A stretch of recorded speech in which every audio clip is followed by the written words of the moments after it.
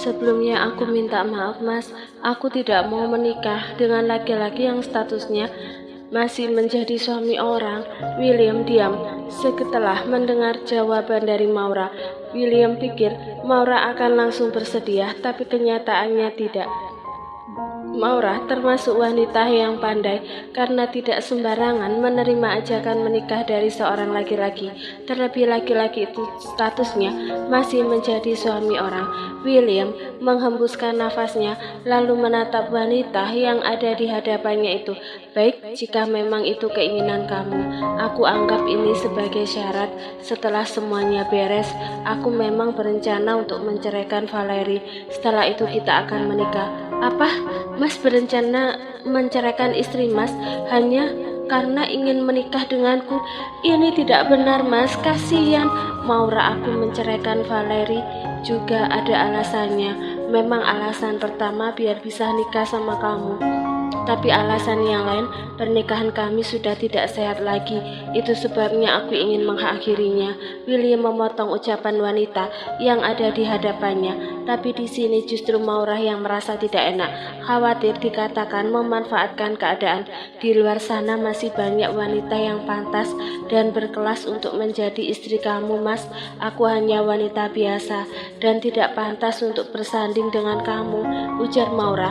Ia berusaha untuk meyakinkan William agar mau mencari wanita lain.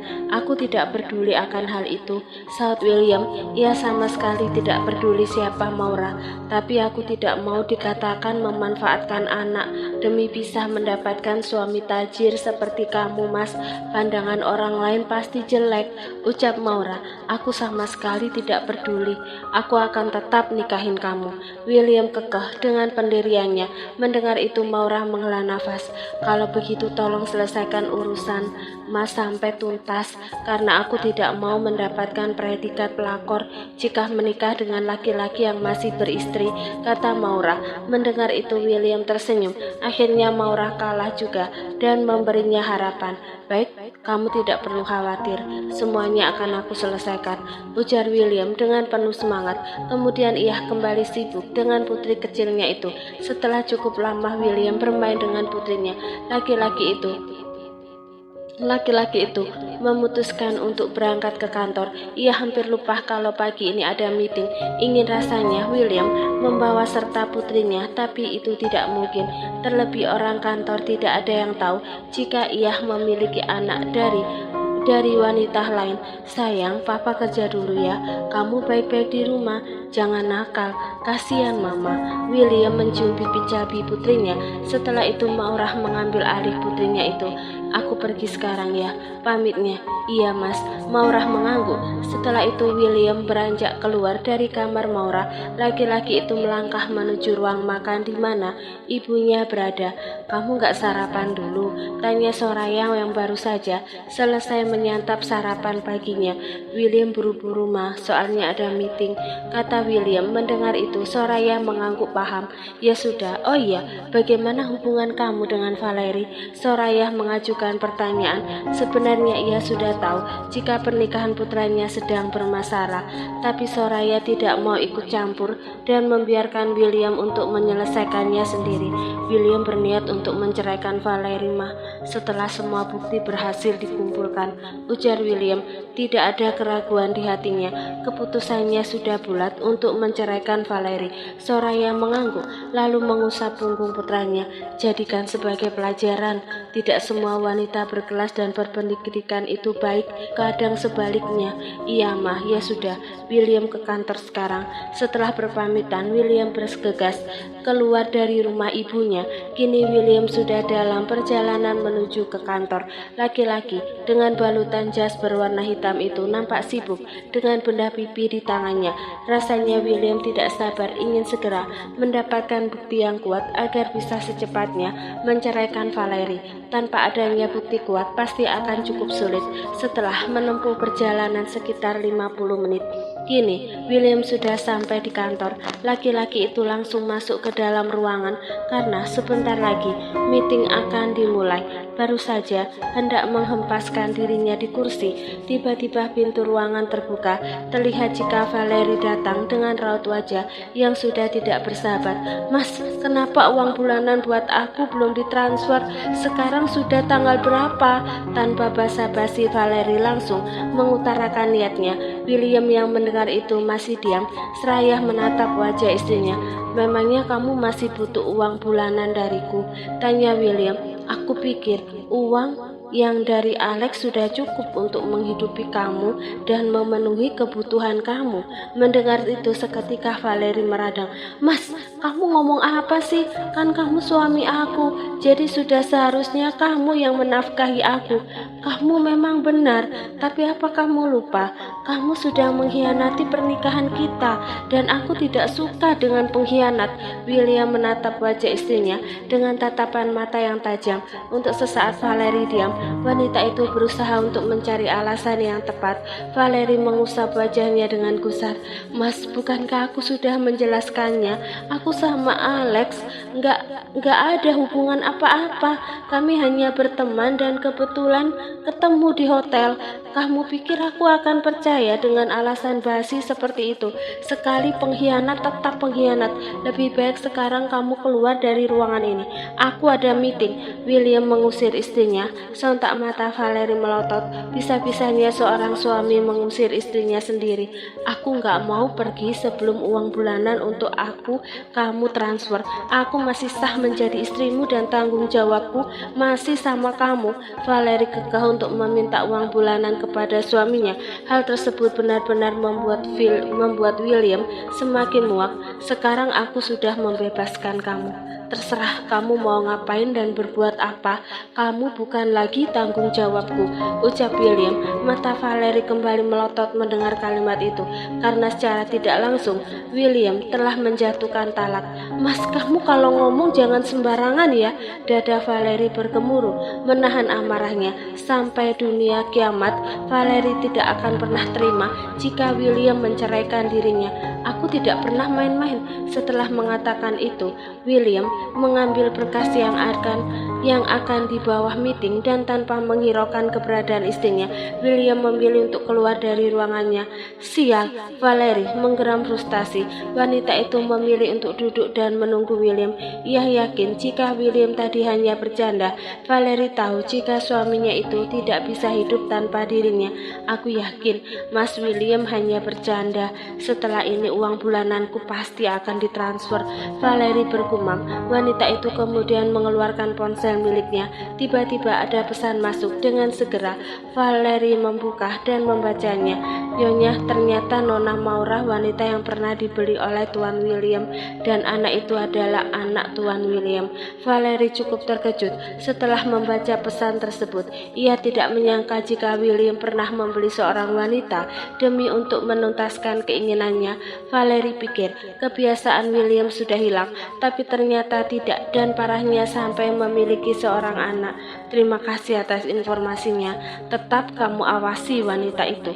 Valerie meletakkan ponsel miliknya setelah membalas pesan yang dikirim oleh Surti, salah satu asisten rumah tangga di rumah Soraya yang dijadikan mata-mata oleh Valerie. Ia sengaja melakukan itu saat mengetahui William sering pergi ke rumah Soraya ibunya. Usaha Valerie untuk meminta uang bulanan kepada William ternyata sia-sia. William benar-benar tidak memberikan uang sepeser pun. Justru Valerie diusir dari ruangannya. Merasa percuma, Valerie memutuskan untuk pulang ke rumah ibunya. Entah apa yang terjadi sehingga ibunya tiba-tiba meminta Valerie untuk datang ke rumah. "Ada apa, Ma?" tanya Valerie. Ketika sudah sampai di rumah ibunya, wanita berambut pirang itu langsung masuk ke dalam menemui sang ibu. "Valerie, ATM Mama diblokir. Bukan itu saja, butik yang dibelikan oleh William sekarang disita, bahkan digusur." Erika langsung menjelaskan apa yang sebenarnya terjadi. Mendengar itu Valerie cukup terkejut. William memang tidak main-main. Mama jangan bercanda. Nggak mungkin, Mas William. Untuk apa Mama bohong? Memang itu yang terjadi. Erika memotong ucapan putrinya. Mendengar itu, Valeri diam. Wanita itu lantas menjatuhkan dirinya di sofa. Valeri, bagaimana ini? Mama takut kalau rumah ini juga akan diambil. Erika benar-benar khawatir karena rumah yang ia tempati merupakan rumah pemberian William. Mungkin lebih tepatnya, Erika yang meminta dibelikan rumah kepada William. Semoga saja tidak, soalnya uang bulanan aku juga ditahan, kata Valeri. Maksud kamu apa? Apa William sudah tidak memberimu uang bulanan lagi? Erika menatap wajah putrinya, sedangkan Valeri hanya mengangguk. Semua ini gara-gara perempuan murahan yang sekarang tinggal di rumah Mama Soraya. Mas William pernah membeli perempuan itu dan bersamanya, dan sekarang perempuan itu melahirkan seorang anak perempuan. Valeri menjelaskan apa yang ia ketahui tentang William yang menyimpan seorang wanita di rumah ibunya. Mendengar hal itu, Erika terkejut, tidak menyangka jika William bisa berbuat seperti itu. Kamu tahu dari mana? Tanya Erika. Dari Bik Surti. Aku sengaja menugaskan dia untuk jadi mata-mata di rumah Mama Soraya, jawab Valeri. Setelah tahu kamu diam saja dan tidak melakukan apa-apa, Erika menatap wajah putrinya. Memangnya Mama punya rencana? Tanya Valeri.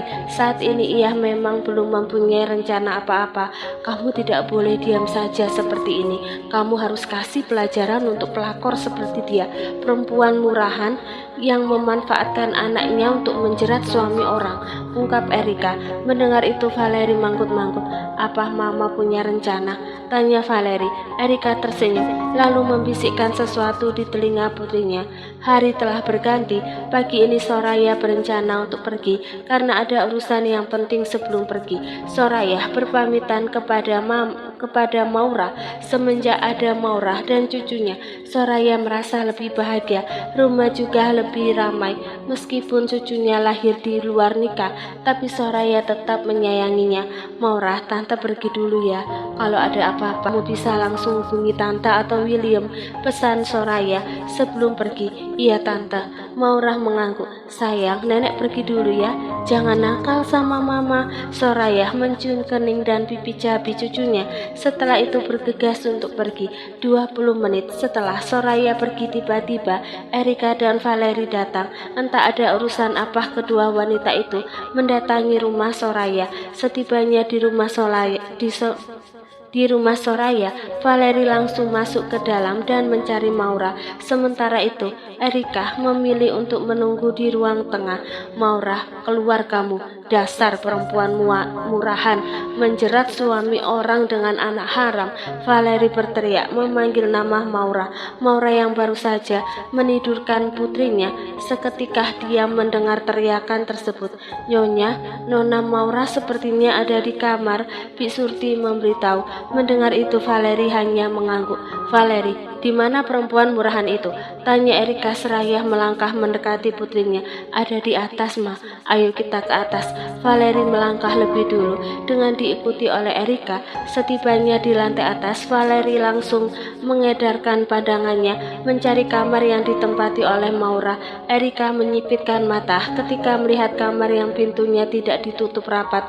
Setelah itu Erika menunjukkan kamar tersebut kepada putrinya. Tanpa pikir panjang, keduanya segera mendekati kamar tersebut.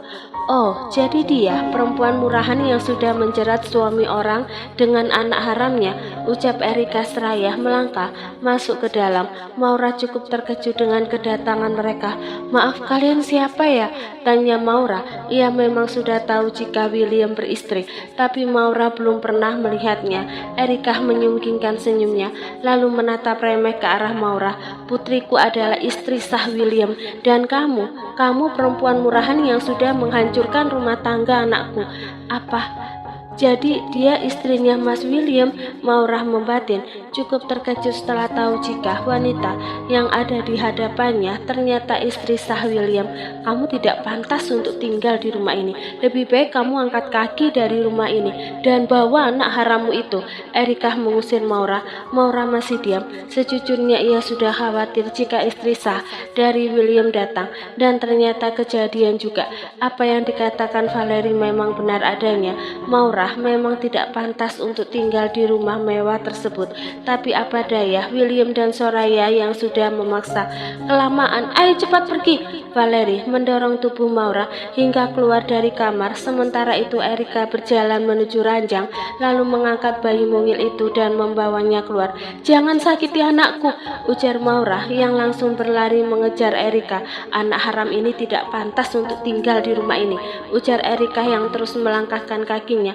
Entah apa yang akan dilakukan oleh wanita itu. Lepaskan anakku. Maura berusaha untuk merebut putrinya, namun Erika sama sekali tidak peduli dengan Maura yang terus berusaha untuk merebut bayi mungil itu. Diam kamu, Mah, sepertinya kita harus melenyapkan anak itu, karena jika masih hidup, perempuan ini pasti akan tetap memanfaatkannya untuk menarik perhatian Mas William, kata Valerie. Ia benar-benar khawatir jika nantinya William akan lebih mementingkan anak itu ketimbang dirinya.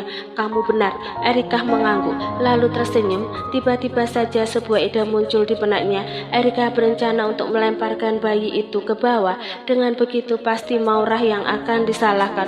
Lepaskan anakku, Maura memberontak saat melihat gelagat mencurigakan dari Erika. Dengan cepat Maura merebut putrinya dari gendongan Erika.